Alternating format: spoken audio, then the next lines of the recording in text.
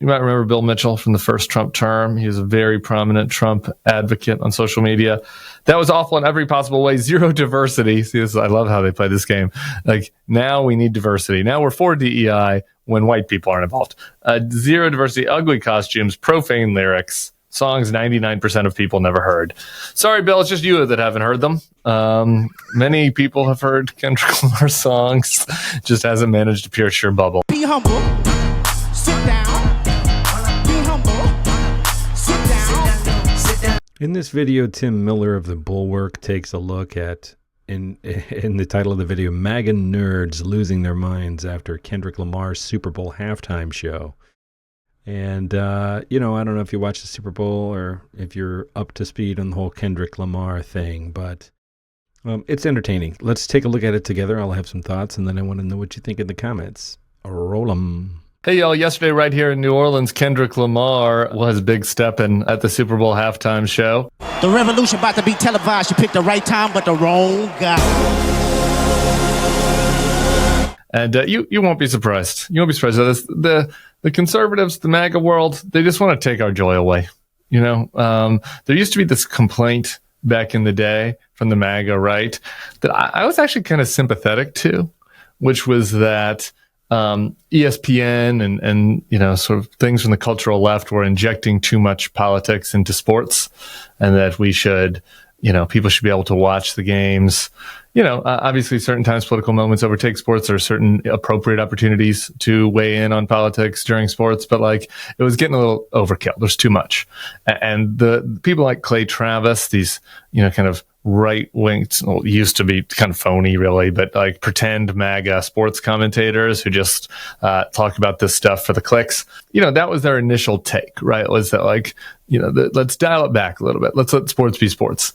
Well, that started to happen, and now we have totally come all the way around the bend to the point where it's the MAGA right that is obsessed with putting politics into everything, injecting politics into sports to such a degree that we can't just sit and enjoy what is happening on the field without having to get lectured about what is woke and what is too woke and what is too DEI and what is blah, blah, blah. And why don't we just, have God-fearing Americans anymore? And this was particularly stark in their response to the Kendrick Lamar performance, which was too DEI for them, too many black people. So I want to read you through some of the worst hits of the MAGA folks' response to Kendrick's halftime show. Actually, before I do that, just want to give you my take.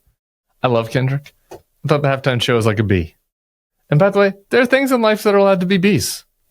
Not everything has to be the baddest ever or the worst. I know that is anathema to our social media culture. I thought it wasn't as good as Rihanna for me, or Beyonce for that matter. It was better than some of the other ones we've seen lately. It was maybe on the Usher level. I thought it was pretty good. Serena, doing the Crip walk, I really liked. Drake getting owned, I really enjoyed. Say, Drake, I hear you like I'm young.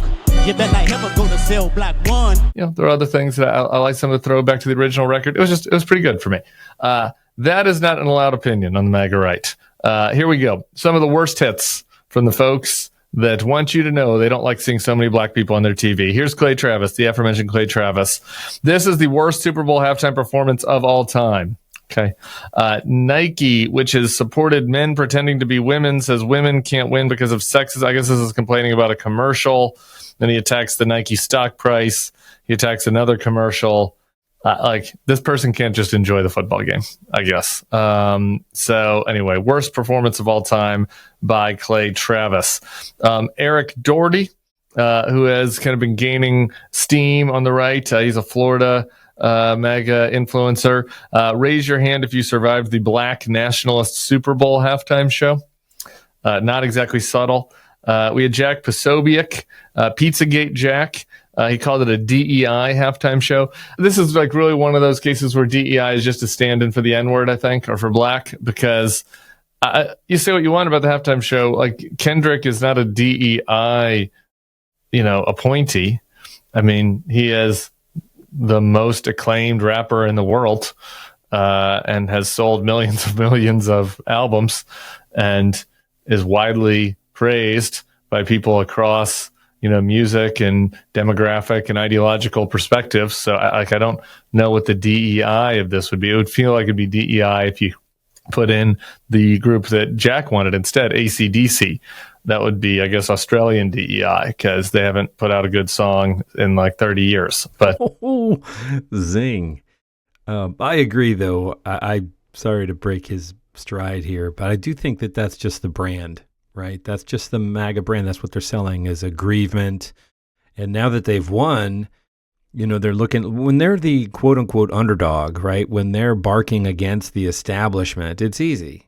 It's easy to criticize literally everything coming down from the top. But then suddenly, when you win both the House and the Senate and the presidency, and you've got the Supreme Court, and you are on top of the world, and you're engaged in this sort of colossal Project 2025 rip and run that is staggeringly unpopular with the vast majority of American citizens, you have to have something new to bark at. Anyway, that was Pizzagate Jack. Ben Shapiro attacked it. He said he couldn't understand a word he was saying. Ben Shapiro has a long history of saying hip hop isn't music.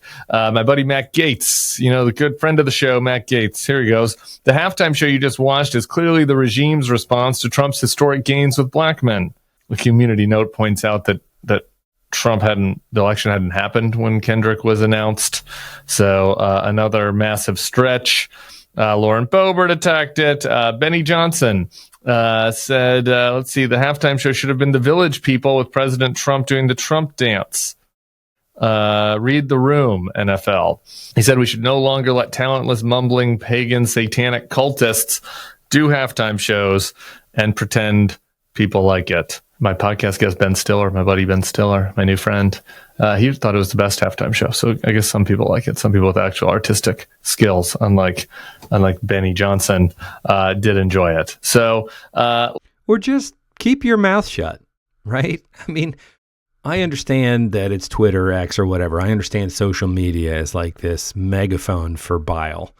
So I mean, I didn't just fall out of a coconut tree, but still, it's like, what did our grandmothers always tell us? Is like, if you don't have anything nice to say, then don't say anything at all. It's just like, why be a dick? Why just take every opportunity to be a dick? We got Bill Mitchell. You might remember Bill Mitchell from the first Trump term. He was a very prominent Trump advocate on social media. That was awful in every possible way. Zero diversity. See, I love how they play this game. Like, now we need diversity. Now we're for DEI when white people aren't involved. Zero diversity, ugly costumes, profane lyrics, songs 99% of people never heard. Sorry, Bill, it's just you that haven't heard them. Many people have heard Kendrick Lamar songs. Just hasn't managed to pierce your bubble. Be humble. Sit down.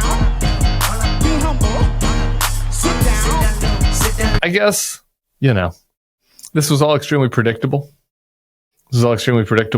That in a black city like New Orleans, they would have a halftime show that honors black culture, that has the black hip hop artist that is at the top of his game. Like, a black male artist is the number one, most acclaimed in the world right now. That would rub the MAGA world the wrong way. But it's interesting, the creative way. It's worth looking at because it's interesting to see all the creative ways that they talk about how they don't like black culture, with in most cases trying to dance around being overtly racist, but in some cases, like Jack Posobiec, just like going right through it. So we will, continue to monitor what these assholes are saying. So, I do think that their attempt to wrest cultural power, I talked about this with Ezra last weekend, is important.